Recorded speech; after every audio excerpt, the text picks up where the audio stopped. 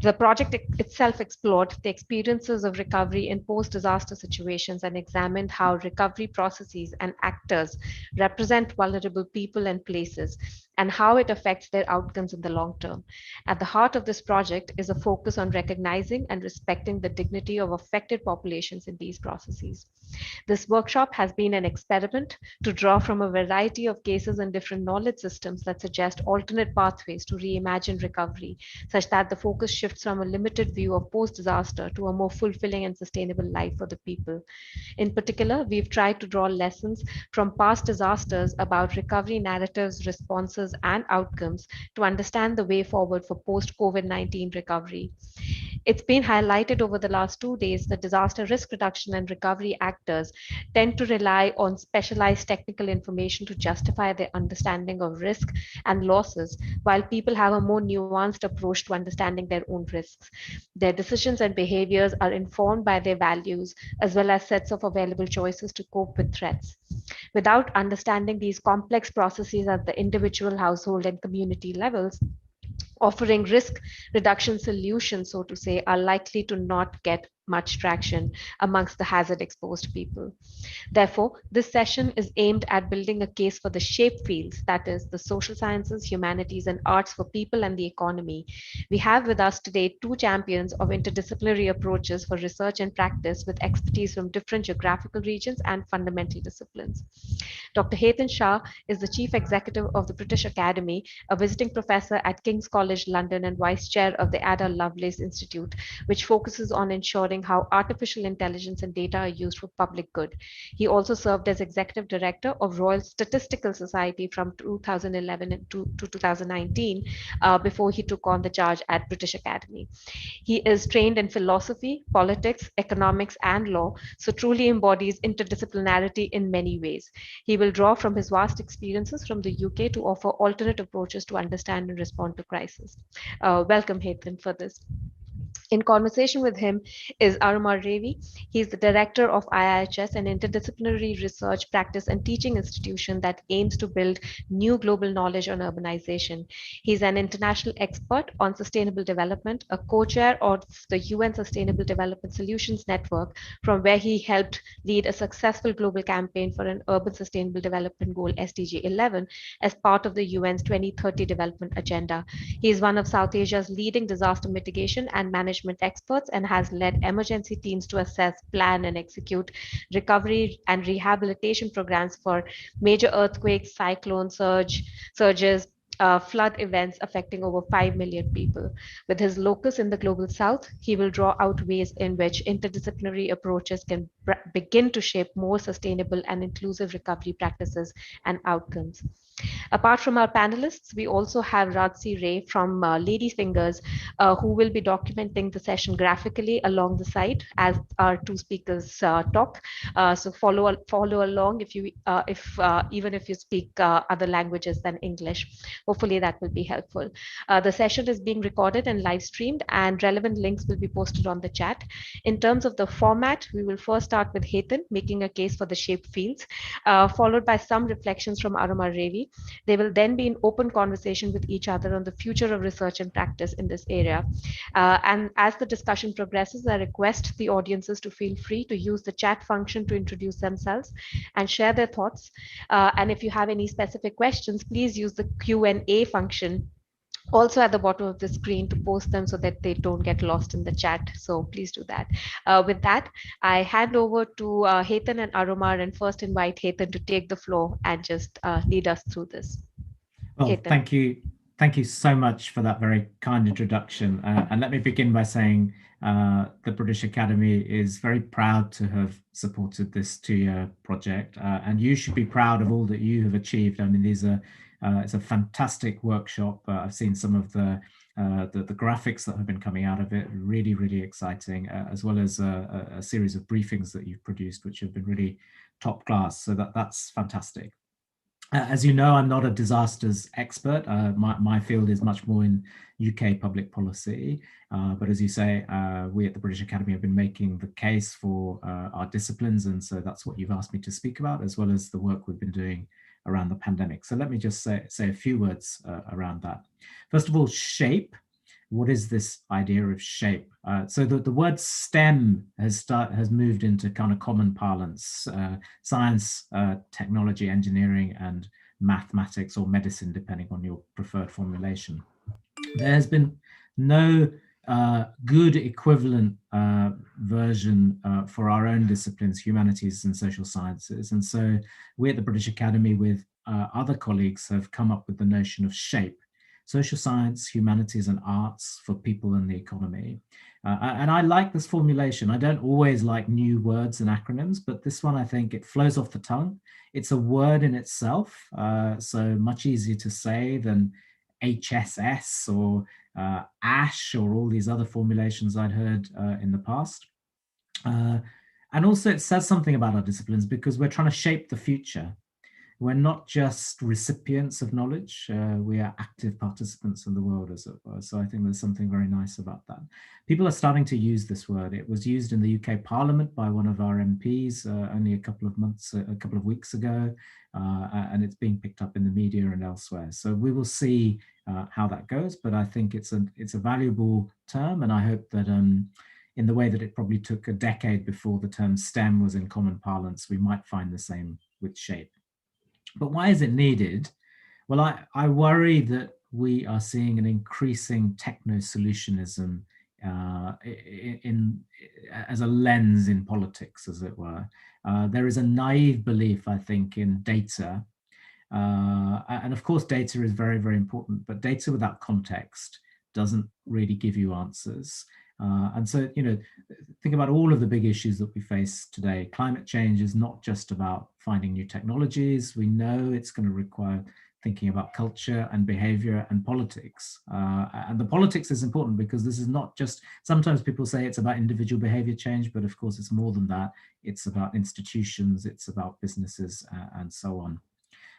Artificial intelligence, is shaping our world in new and important ways, but what are the ethical frameworks? What is the human vision that we want over these kinds of technologies, as it were? And of course, most famously of all right now are vaccines, and science has done an extraordinary job in producing vaccines at speed. And yet it is the humanities and the social sciences that have helped us understand people's hesitancies around some of these vaccines, in terms of the take-up. We've really started learning about the importance of local knowledge to actually get people to take the vaccine, and some of the historical concerns that certain communities have had around them, as it were. So I think that the pandemic, although at some level shows very clearly the importance of science, it has also made the case, I think, very importantly for our own disciplines. And in the UK context right now, our Prime Minister has just announced in the last couple of weeks a new committee that he will chair on science and technology. And we at the British Academy have been pushing for a broad notion of science, which includes research. I mean, we'd pushed for the committee to be called Research and Innovation rather than Science and Technology, but we lost that battle. But I think we can still push for the importance of our subjects, as it were. And there is just, I think, this continuous need to make the case for our disciplines. But what's important is not to do it in a way that says, oh, don't forget about us. We'll never get taken seriously like that. We have to show the value. And so I just wanted to give a couple of examples of the work we've been doing, which I hope has done that. So our government chief scientific advisor contacted us back in September of last year and asked us to think about the societal impacts of the pandemic. And this was a wonderful opportunity for us because in many ways, the pandemic at that stage had been seen purely as a health crisis. And so we have pushed forward this view that no, of course it's a health crisis, but it is a social crisis, an economic crisis, and a cultural crisis as well. We've produced this enormous report called the COVID Decade, which argues that the societal impacts of the pandemic could cast a shadow for a decade or more. And I think one of the key messages in this report is that, of course, the pandemic, which has focused people's attention, has only exposed and exacerbated what was already there for the most part in society. And so we point to a series of underlying issues, structural inequalities, issues around impact on mental health, uh, and also the rising importance of local communities, which has often got overlooked, as it were. And in our report, we make the case for a series of policy interventions, and there's a lot there, so I won't take you through all of it, but including looking at the governance structures, and in particular the importance of the more local and regional. The UK is very centralised in its government, and in fact, when we were putting out initiatives to deal with the pandemic around testing and tracing and so on, it was only when local government got involved that this started to work, whereas a very centralized approach did not work because people did not have the local knowledge to make it work. We talk about investment in community-led social infrastructure. Civil society has played a really critical role during the pandemic, and it's often overlooked what it has done to support the public. And I think currently our government is focusing a lot on investing in physical infrastructures. And that is always a very easy thing for a politician to sort of see. They understand it. We are making the case for social infrastructures, which are much, much more difficult to understand, but actually are the fabric of community life. And so on. So these are the kinds of things we have been talking about in that report. A couple of other reports we've done. One back in, I think, May or June of last year on face masks. And this was before face masks were compulsory in the UK. And at that time, the scientists were saying the evidence base is not very strong. We put forward a report with our colleagues at the Royal Society, making the case on the social science evidence base, which said that, the randomized control trial standard of evidence was not the right one to use in this instance. We don't have RCTs for coughing, putting your hand over your face when you cough. We don't need that. And so, again, it was very, very important from a methodology perspective for our disciplines to challenge the way and the standards that were being used. And I think off the back of our report, government guidance changed and face masks then became compulsory in all sorts of public settings in the UK. And there was another report on economics and health, making very strongly the case that these two things are not in competition, that you need strong public health for a strong economy. And again, I think certainly in the UK, we have seen the pendulum swing back and forth where politicians say, now we must prioritize the economy and therefore reduce public health measures. And of course, we've had our fingers burnt because then the pandemic rises again and so on. So these have been some examples, I think, of the sorts of things that we do. So let me just now end by saying that the outputs that have been coming from your own program have been very, very powerful. There's a briefing on responding to crises, another one on representation of crisis, and the sorts of lessons about taking a long-term view of giving voice to marginalized groups. I think one thing that's very important when I read those reports was to say, well, this applies as much to the UK as it does to anywhere else. And rich countries, I think, have traditionally thought of issues in poorer countries as completely separate. And I think, again, the pandemic has given us pause for thought. Countries have performed very, very differently, and we have all got to learn from one another as to what is happening. And I think your own project and program is really showing the way in that.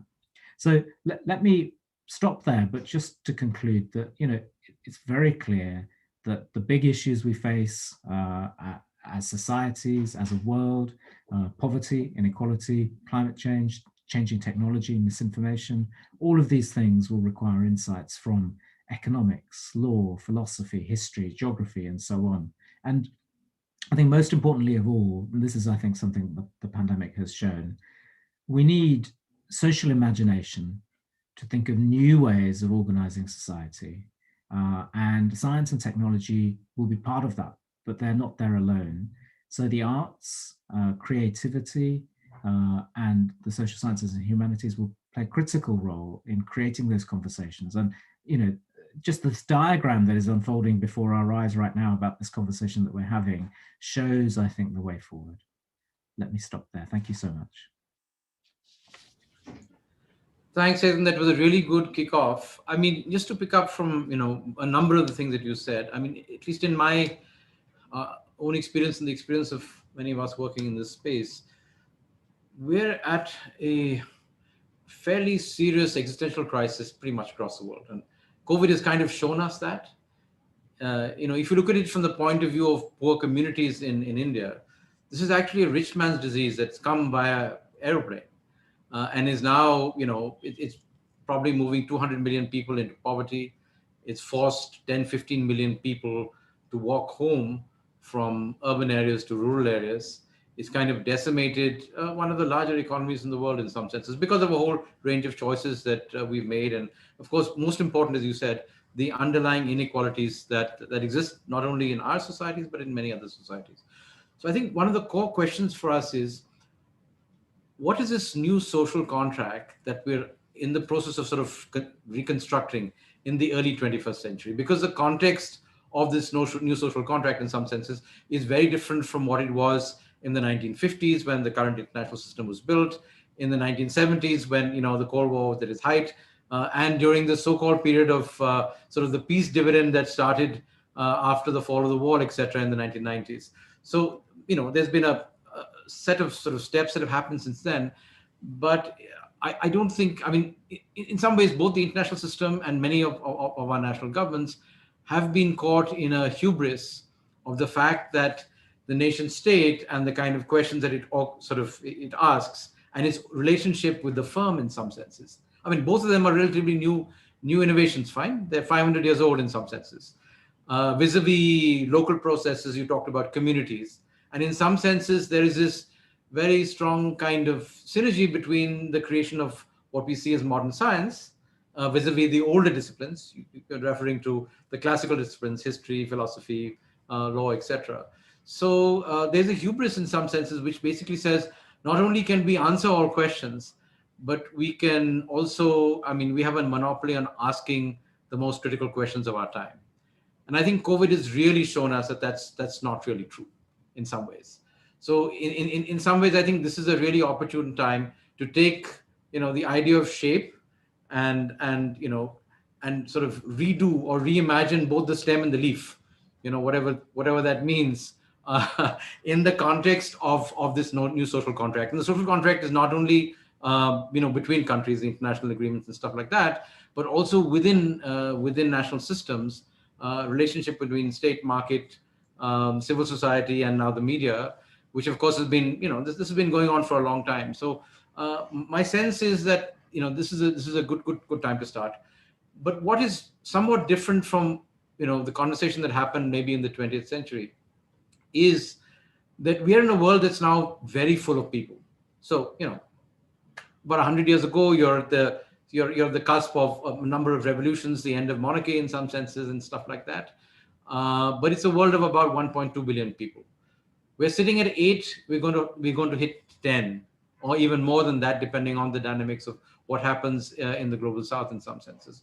So in that context, I think the relationship between the shape fields and nature per se, and I'm not calling it the environmental sciences, is something that really needs to. It's a sort of a triangular conversation between the physical sciences and the materialism that kind of has become the dominant way of looking at things. And the physical sciences themselves don't have to look at it that way. The STEM disciplines have taken a particular route. It was not like that, and it doesn't need to be like that, as we can see in advanced physics and biology and stuff like that. Stuff around the environment, which is becoming very, very critical at the current point of time. So a lot of the risks that we've been dealing with here come, of course, from human action.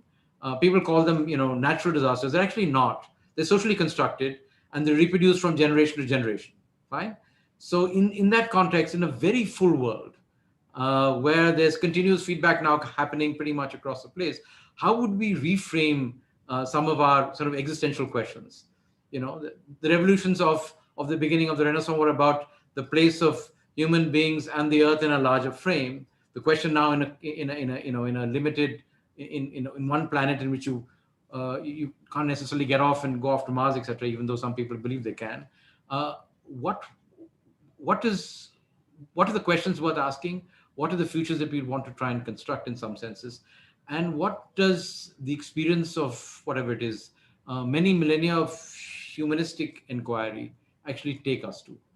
And I think, this is a very practical question which people deal with in their everyday life. And we're hearing this echo even in the beginning of this session, as you saw in some of the when communities are reflecting on their own lives, they ask these questions. And especially if it's in Asia, this is part of the everyday life.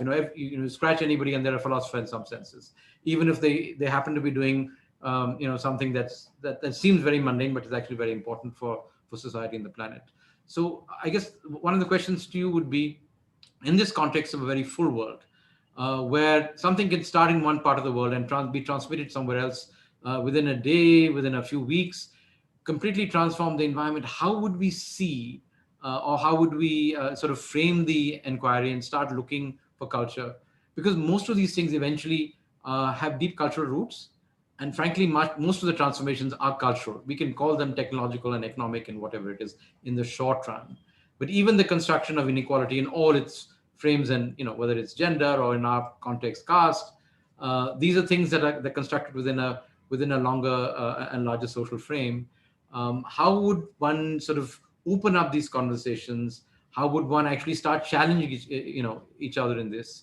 And how would one bring these kind of considerations into the everyday politics of life and also into the political economy? Because eventually, if the political economy and parliaments are driven by ideas which sit and are sort of anchored in PPE kind of framings, I think some parts of us are lost. At least our larger sense of humanity and self are lost. We're not asking the right questions, and obviously we will never get the right answers. We'll be going around in circles. So I'm just wondering, what your thoughts on that would be.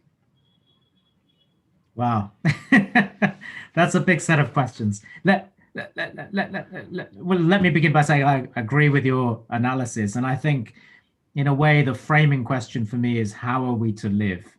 Mm-hmm. That has been the ultimate ethical question all the way through, whether it's been from Aristotle or Hindu philosophy or wherever else.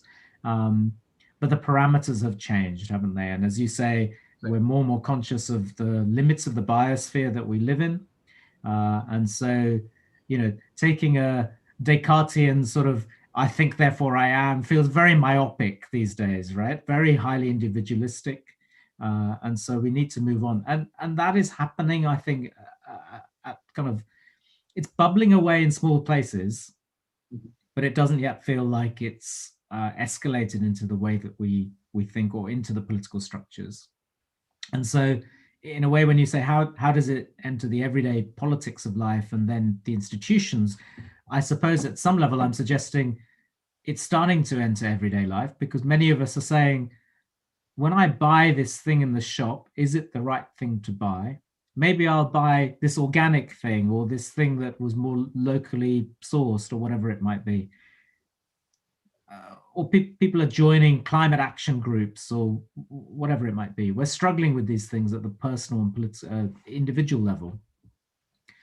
But we don't yet have the institutions that can cope with this.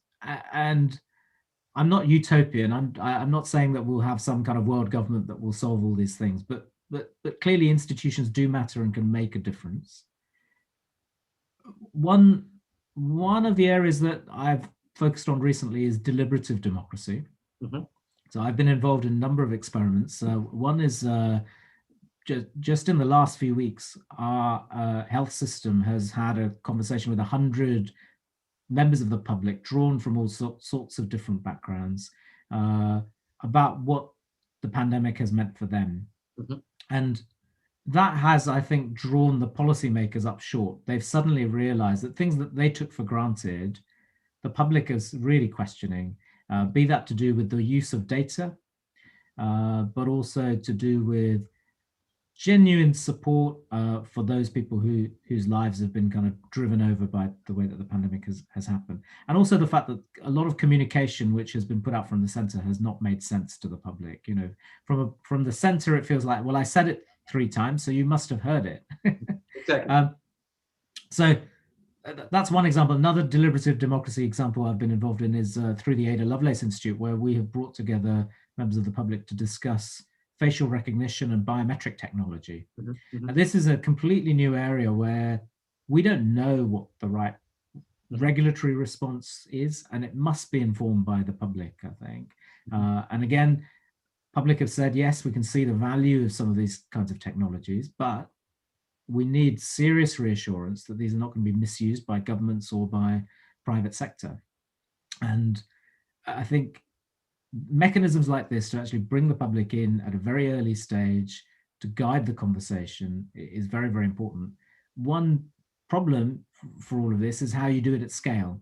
Exactly. You know, deliberative democracy works when you can get 100 people. It's quite expensive to do, but are there mechanisms of kind of meso level where you can bring in many, many more people to have these sort of discussions and debates and draw on experts in service to the public rather than, you know, figureheads who are putting forward their own views on platforms. So Aromar, I'd love your views on this because you're involved in so many different kinds of projects, both from an expert perspective, but also thinking about how you draw upon community knowledge and expertise.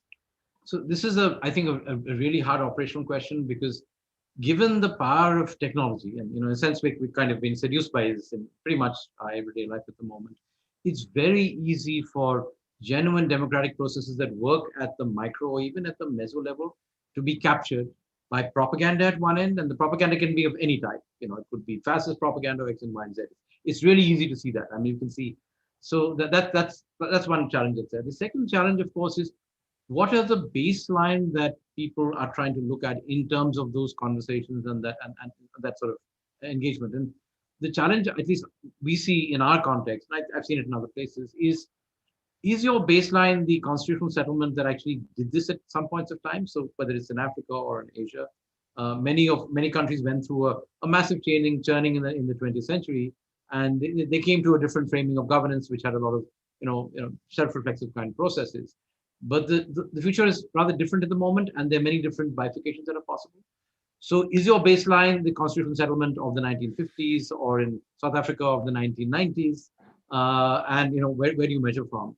And then what is the imagination of both sort of excluded and minority groups? Because the challenge for us is, with social media today, very small numbers of people can actually hijack a conversation, and they have inordinate amount of power because of, if they speak loudly and they continuously say the same thing, then you have really kind of ridiculous political and other results. So how does one integrate sort of within quotes marginal or vulnerable voices in that? Part of that question is language, and we're trying to bridge that within, as we speak at the moment, of trying to speak across different natural languages in some senses. The other question is, it's tied to inequality as far as education is concerned. Are you empowered enough to all that you've been taught as a woman of color or X and Y and Z is that it's best for you to keep your voice to yourself? So how does one empower that engagement? I think that's one of the more critical things that are there, because the envisioning processes and being able to hear voices that are different, or actually maybe mainstream in some senses, is something that's not completely unlocked. Of course, as a generation of people who are born in the 1990s and 2000s take over, I think the nature of democracy will change, because it's sort of native to this new kind of way of looking at things. But unfortunately, some of us are going to be alive for a little while longer. So there's also that other challenges there. So I think it's a question of how does one deal with people who don't have voice and don't necessarily have the agency to do things? How does one deal with people who are very critical and they may actually see the way forward? So whether it is so-called indigenous and local knowledge, which in the climate space or even the disaster risk space is absolutely critical, because it's all about vulnerability and exposure, and people who are embedded in that experience and have systems and cultures that cope with it obviously should have a more significant voice, whether it's Inuits in one part of the globe, or people who live in coastal communities like we've looked at in India, or those who live in other forest dwelling communities, who've in a sense been marginalized first by agricultural populations, now by industrial populations, and completely marginalized by post-industrial societies in some ways. They're not part of the conversation. There's no ontology that relates to them. Their epistemology is kind of put aside. So the question then is, how do you build a deliberative democracy which has such high diversity inside it, and keep some rules that will enable all of society, or at least most of it, to move forward? I mean, maybe that's a provocation that's a bit extreme, but yeah. I think that's very, very fair. I mean, there are power dynamics even within these sorts of sometimes quite utopian or idealized processes. The other thing it makes me reflect on is it feels to me that there is a moment for a conversation now of a shift from an economy and a society which is based on an ideal of efficiency, which I think is perhaps how I'd characterize the last couple of decades, to one based on resilience. I think the pandemic tells a very good story of how we need to sort of change the way that we structure things. And, you know, from a kind of narrow economistic perspective, the problem with resilience is that you will always say, well, there are inefficiencies built into that, as it were. But, you know, I think the pandemic is a good case study in why we need some of these things there. That's true. Though I would caution, having been part of the formative conversation for the last 30 years on resilience, sustainability, I would also caution on the fact that for many political actors, resilience means basically holding on to business as usual. You know, that's where the question of recovery is, you know, what do you recover to? Do you recover to a highly inequitous, exclusionary kind of system, which is true of many societies and certainly a lot of economic systems in the world today? Or are you actually allowing, you know, this sort of the breakdown or the shock to be able to build forward into a different set of futures? And I think that's, you know, we struggle with this as we're trying to define this in the climate space around what is called climate resilient development. And the challenge is that a lot of development itself is deeply flawed. It leads, you know, and the outcomes are pretty clear at the moment. You know, you have deep structural poverty, you have inequality, you have lack of services, not because people don't sort of know how to handle it, it's because they're deep structured inequality. So I would say resilience, of course, is an interesting and useful thing. But I think the thing that's really come out for me, at least, is the question of dealing with inequality.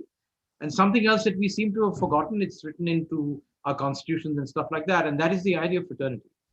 You know, we talk about equity, we've forgotten fraternity in some senses. And it's not only fraternity with other people who are not like ourselves, which is a test of democracy in some senses, but it's also fraternity with other species and the planet, so to speak, fine? We're tearing the planet apart, and eventually, if this is a living planet, we're in a pretty difficult situation because it's going to come back to bite us in some senses. I mean, it's our own creation in some ways.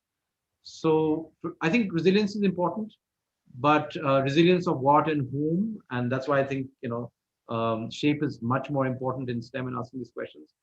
And what is a good life? Who am I in those journeys? I think are very critical questions, and these are not new ones. They've been around for a long time.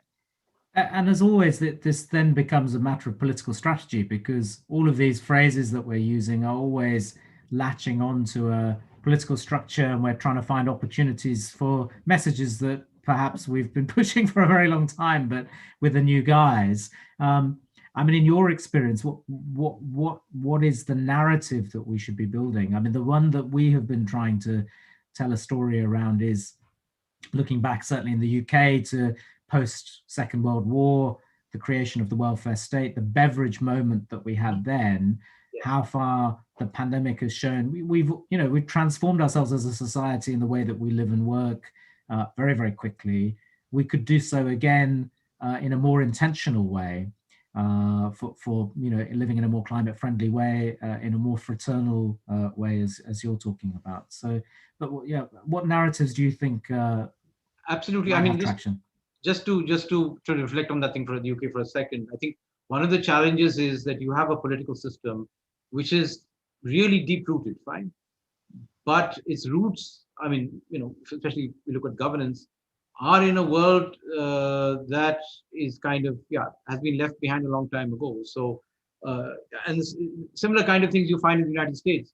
So the structure of American governance, in some senses, is very much rooted in the revolutions of the 18th century and the imaginations. And it's no surprise then that you have inequality and the kind of contests that you have that are coming out of that. So the challenge, I guess, of course, is that in a given political structure and systems, whether the people who are within quotes in charge are willing to actually see and embrace these kind of changes, or will there be a lot of contest in making that happen in some sense? And to concretize that, I think one of the challenges that we're seeing in trying to implement something like the Sustainable Development Goals is it's an agreement that's been put together, like you're saying, beverage moment in some senses for the world in 2015. But it assumes that nation states and some firms along with them can actually deliver this agenda. It can't. It requires people everywhere to because it's universal in some senses, but it needs to be local, and it absolutely requires a completely a critical reworking between local government, local processes, and the national government, and that's a deep structural change. It's going back, at least in Europe, and because we have colonial histories that still govern us in some senses, it's going back to some debates of, like I said, the 17th and the 18th century, the debates about centralization of power actually moving away from communities and even free cities in some senses into something else. So, what's the relationship between national, regional, and local governments? How does it play out fiscally? For example, I mean, money is where the how does that play itself out? And I think we're asking these questions around concepts of efficiency and stuff like that. I think we have to ask deeper questions because the cost of a breakdown. I'll take a classical example that we've had in India, which we don't talk about, and that is the Bengal famine of 43 or so. Classical breakdown. It happened. Huge numbers of people died. Through 3.5 to 5 million or so. So, are these kind of things possible? Absolutely sure. Certainly so. I mean, we're seeing that in some parts of the world. We are almost certain to see that happening by mid-century if we don't address the climate crisis and the biodiversity and food crisis that sits alongside that. So how does one bring these conversations into a rapid change in terms of our governance frames? I think is a very critical question. Where the money is made, how it's distributed, what is the relationship between a legislative sphere? I mean, the private sector or firms are very important, fine. Because they do certain things that other institutions in society can't do. But what are the limits and is it only a 15%, whatever it is, cap tax that are there on the largest corporation, or is it more than that? These things I think are deep questions, and it comes back again, I think, to some of the state shaping. Instead of asking the questions of how to do something, or how and when and where, but also the question of why we should be doing it, for what ends, who will win, who will lose, how is that going to break down or sort of enable this social contract that we're trying to build just now. Those are the kind of things that are important. And of course, we have a big shift in the geopolitical frame in the world today. The geography of power is shifting physically. It's shifting from North Atlantic to the Pacific, and now it's moving to the Pacific Indian Ocean. And there's also a cultural element of that, which we're seeing around a whole range of things. And I think those are deep research questions that we should be looking at, because it's not only sort of, it's not only looking at recovery, but the question of where that dignity actually sits. Dignity sort of is tied very closely with what your identities are, and your identity with respect to your fellow citizens across, genders and whatever other things like that, and also relationship to the societies and physical environments we're dealing with are pretty crucial.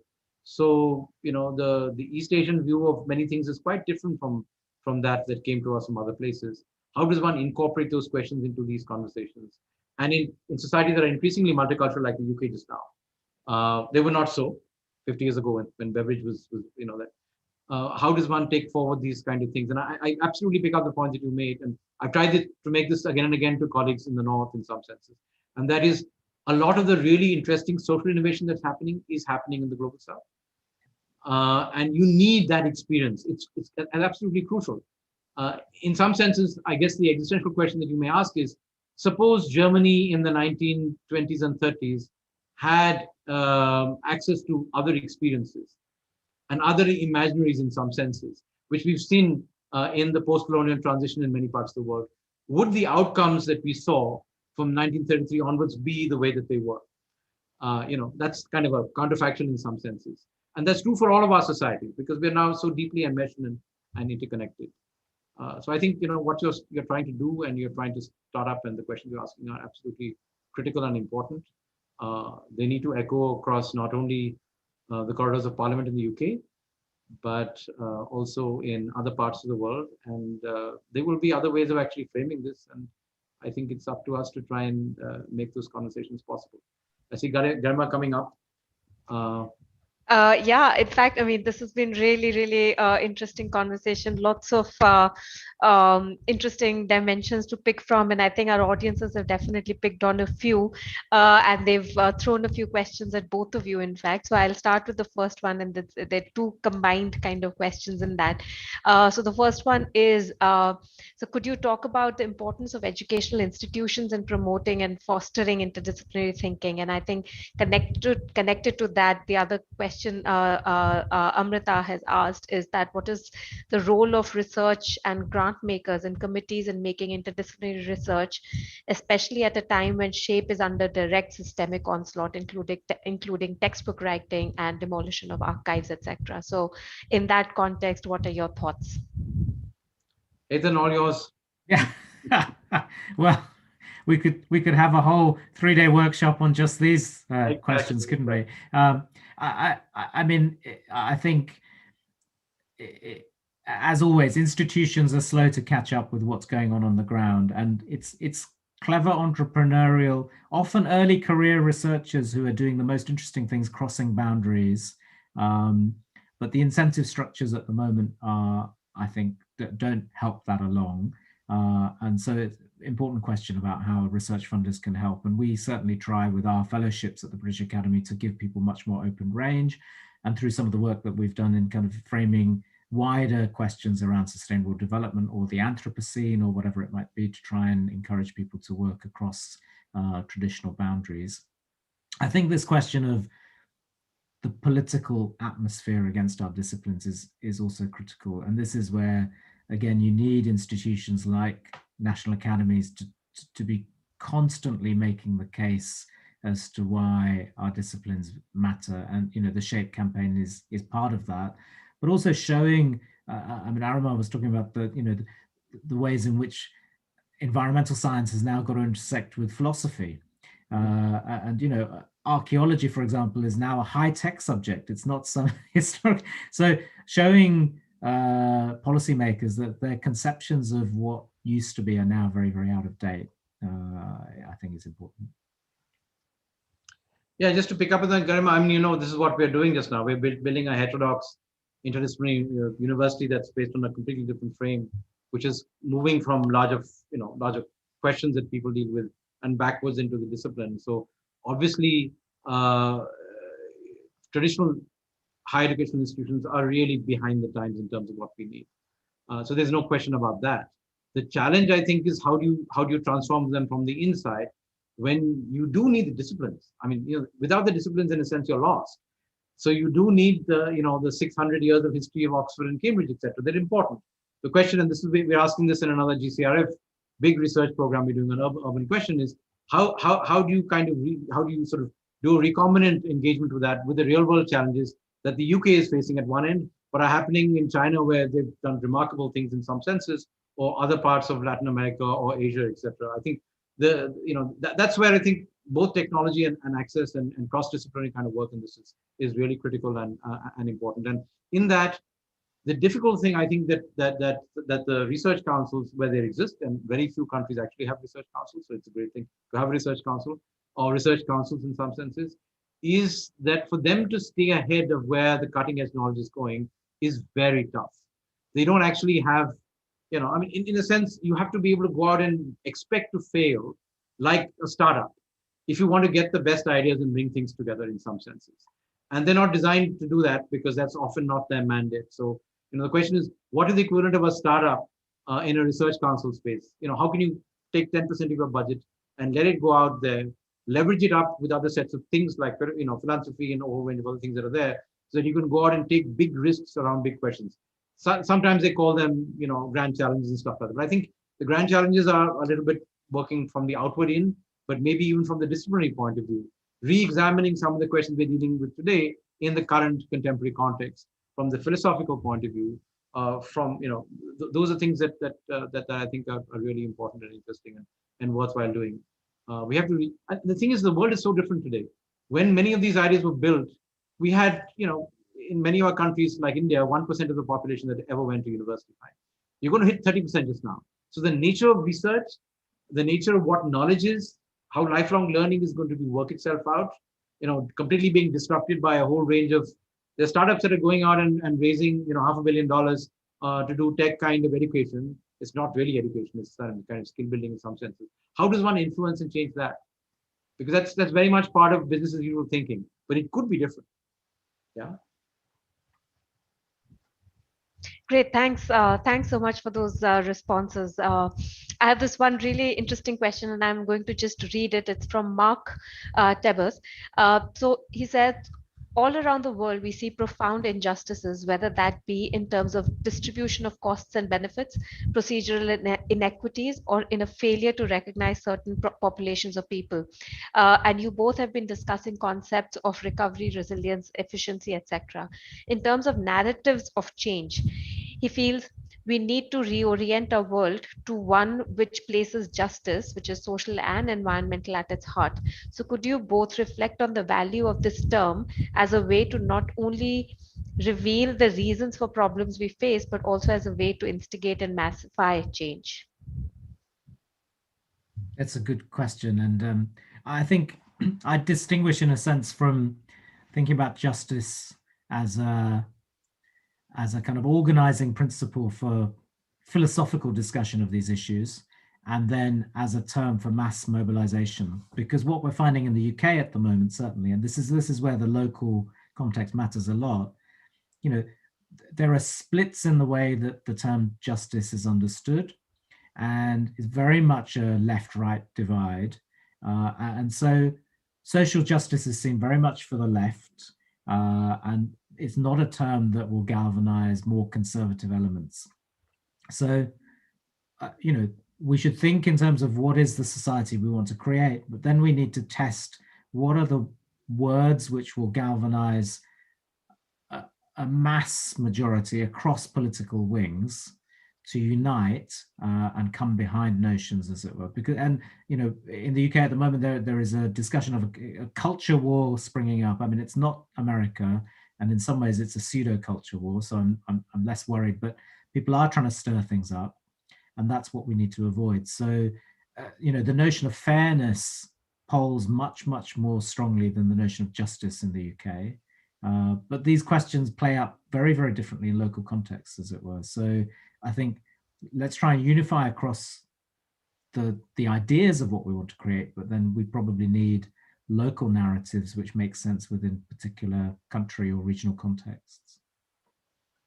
So just to try and pick up on that. So I think it's a kind of an established fact that inequality on at least three dimensions, the economic, the social, and also the environmental side, is not only high, but it's increasing in many parts of the world. So the challenge we have is that there is a very strong narrative. It's been with us for a long time.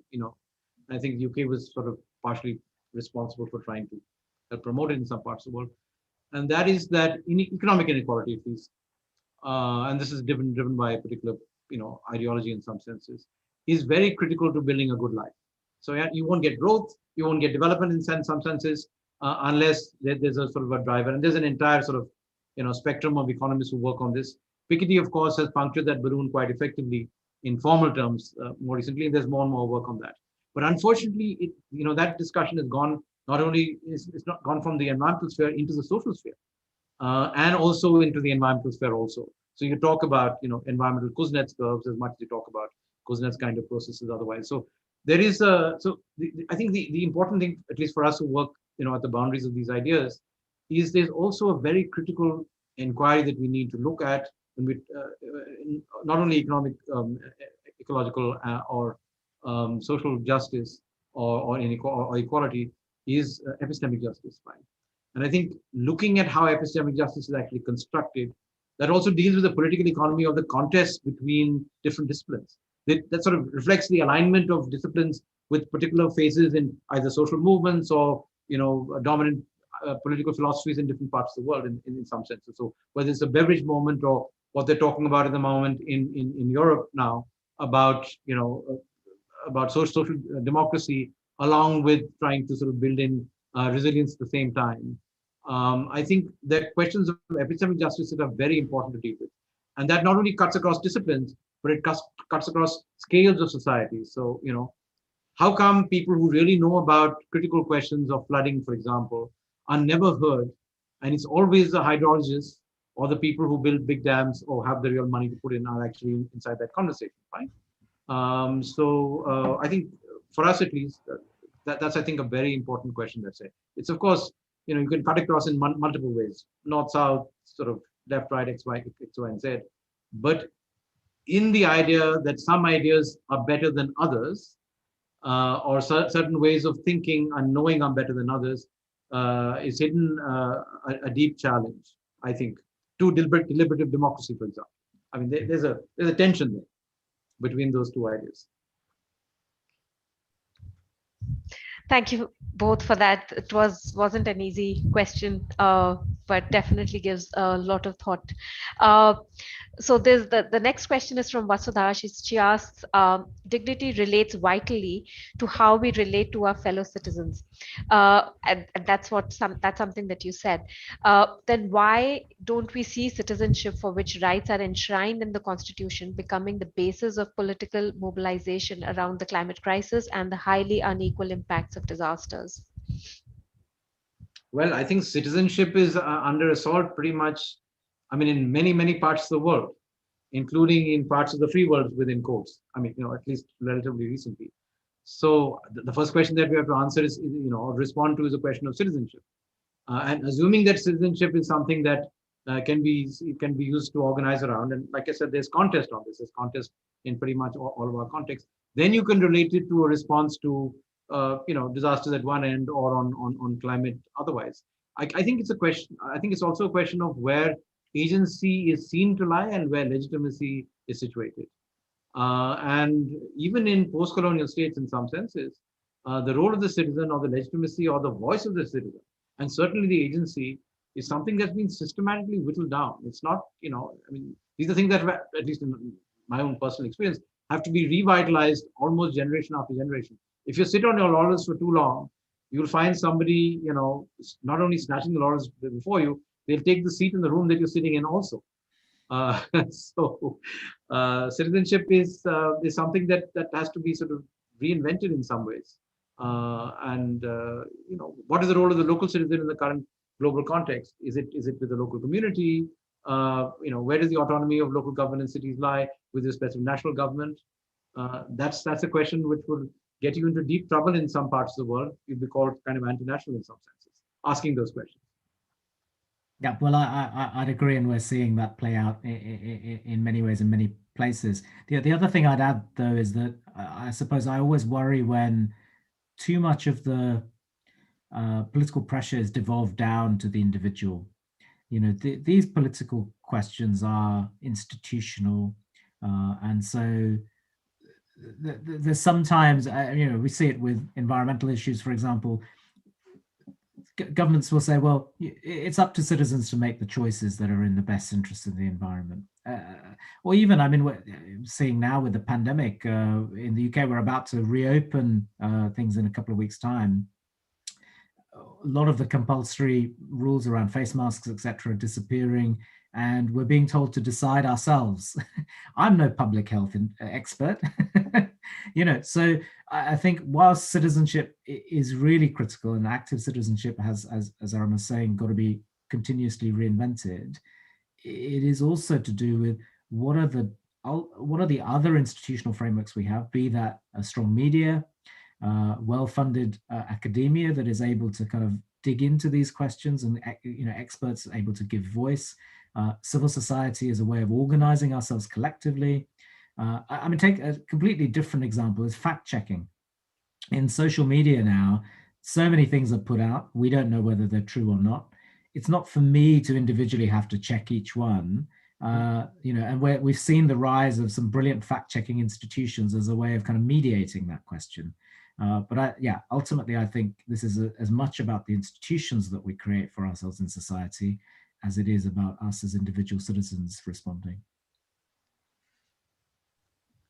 Indeed. Great. Thank you so much, both of you. I'm going to actually call in Roger here because he has left a comment, and I'd rather he say it himself and possibly also help us close in, because we are very close to the end time. So Roger, you can turn your screen on. Yes.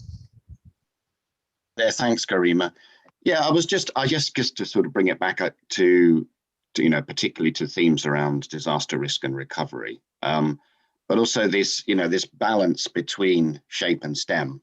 And I think one of the things that I've become very conscious of, and I think it is important to say, is, we can almost go too far in sort of saying, we know that shape subjects have been, let's say, underrepresented within the influence and sort of academic epistemic discourse that's come around the field.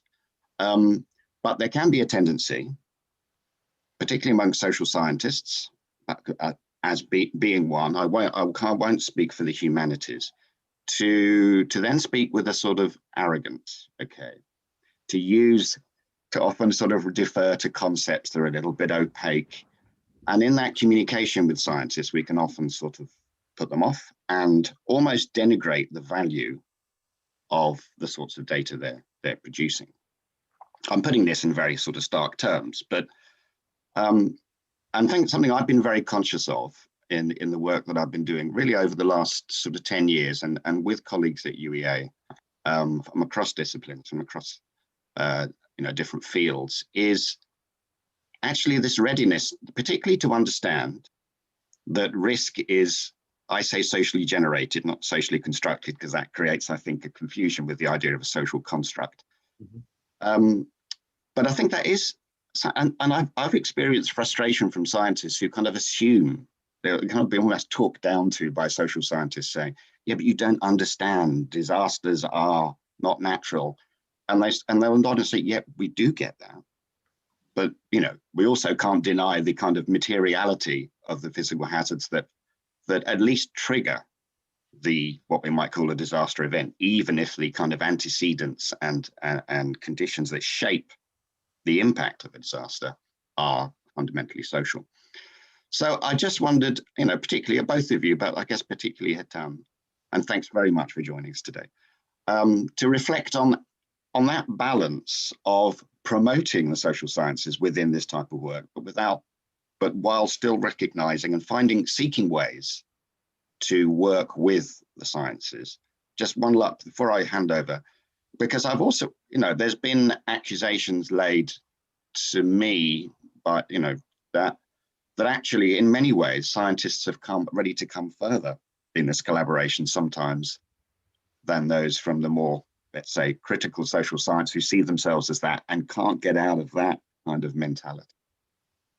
So any reflections on that? Much appreciated. Thank you.